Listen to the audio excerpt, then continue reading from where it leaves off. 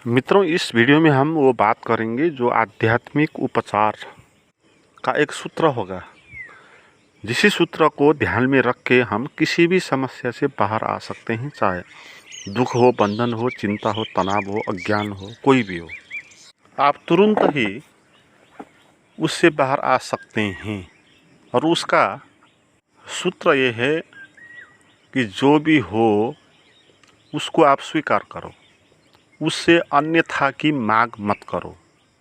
आप जैसे हो, जो हो, आपकी मनस्थिति जैसे है, आप उसको अगर स्वीकार कर लोगे तो आप उससे बाहर आ जाओगे, क्योंकि वही उसका उपचार है ना। स्वीकार का भाव ही उपचार होता है और कोई उपचार नहीं होता है। जैसे उदाहरण के लिए आप पागल हो, कोई भी पागल होता है तो पागल क्यों होता है? वह अस्वीकार करने के कारण पागल हो जाता है। जो भी पागल होता है वो अपने को पागल नहीं मानता। जितना वो अपने को पागल नहीं मानता उतना वो पागल होता जाता है। मगर जो आदमी स्वीकार कर लेता है कि मैं पागल हूँ, वो पागल नहीं रह जाता। वो धीरे धीरे पागलपन से बाहर आ जाता है। इसलिए पागल आदमी कभी भी अपने को पागल नहीं मानता, वो दूसरे को पागल मानता है। अगर वो खुद को पागल मानता है तो पागल हो ही नहीं सकता, क्योंकि वो तुरंत जाएगा और अच्छे कपड़े पहन लेगा और लोगों के आगे वो नाटक करेगा, जो करना है आम और लोग जैसे दिखाई देगा। अगर वो अपने को मानता है कि वो पागल है, मगर वो अपने को मानता नहीं ना पागल। वो ये मानता है कि जो वो सोचता है, जो वो अनुभव करता है और जो वो कृत्य करता है वो सही है, उसको सही मानता है, इसलिए वो करते चला जाता है। तो असल में वो विरोध करने के कारण ही पागल हुआ है ना।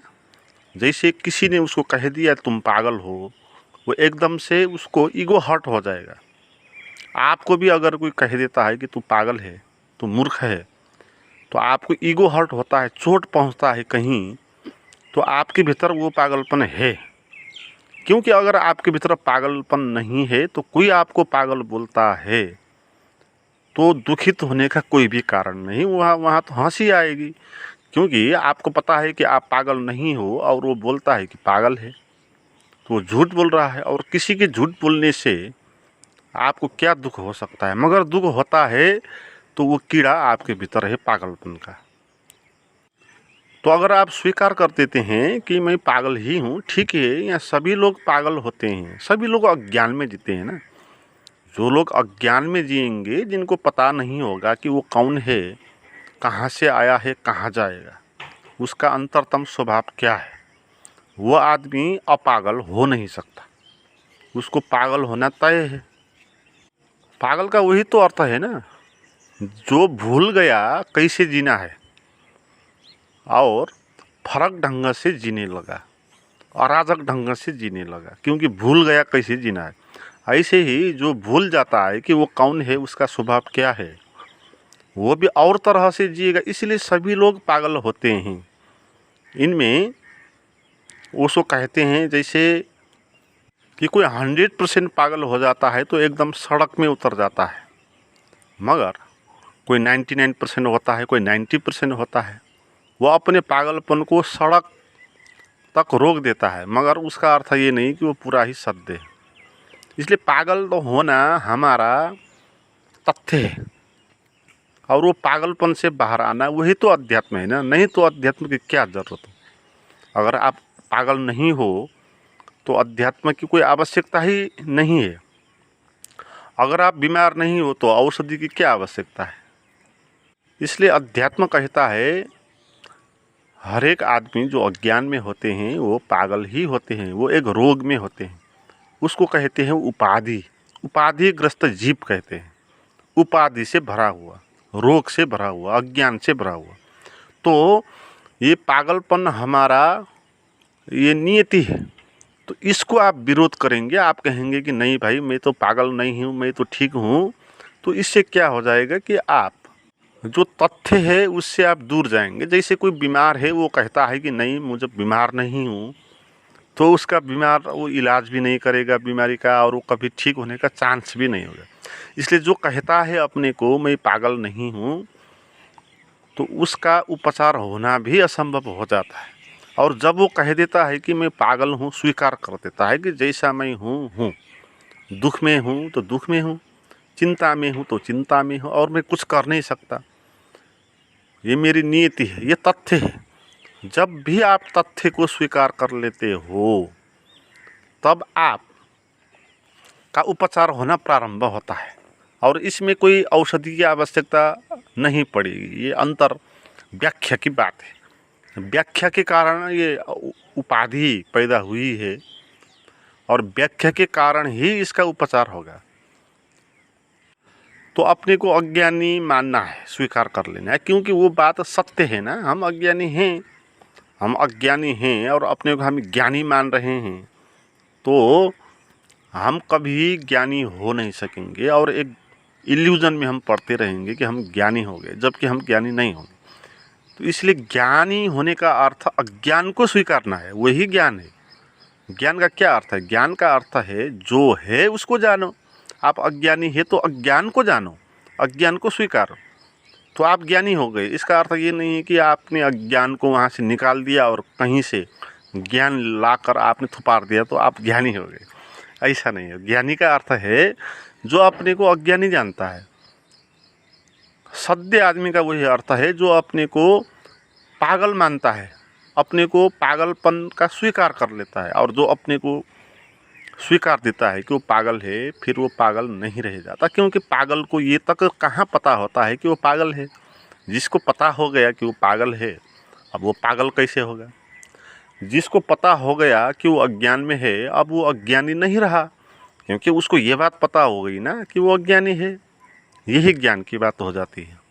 और स्वीकार में ये जादू होता है, जब जिस चीज़ को भी हम स्वीकार कर देते हैं वो एक्सेप्टेड हो जाता है। जिसको हम स्वीकार कर देते हैं, जैसे कि कोई दुख है तो आप दुख को स्वीकार कर दो, तो फिर वो दुख दुख नहीं रह सकता, क्योंकि दुख वो तभी हो सकता था जब आप उसका विरोध करते थे, नहीं होना चाहिए कहते थे। जब आप उसका स्वीकार कर देंगे, दुख को भी आलिंगन कर देंगे, ठीक है इस दुख को मैं स्वीकार कर देता हूँ, तो फिर उसको दुख आप कह नहीं सकते ना। स्वीकार कर ले, एक्सेप्टेड हो गया वो। तो ज्ञानी या संत पुरुष या बुद्ध पुरुष जिसको हम कहते हैं, वो उन्हीं लोगों को कहते हैं जो एकदम बच्चे जैसे सरल हो जाते हैं। वो अज्ञानी हो जाते हैं, वो अपना अज्ञान को स्वीकार कर लेते हैं, और ज्ञानी होने का दावा भी वो नहीं करते, और उनको ज्ञानी होना भी नहीं है।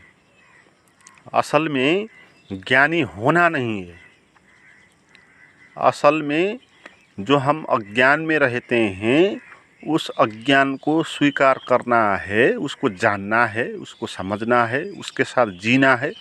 उसका दुख है तो दुख को भी झेलना है।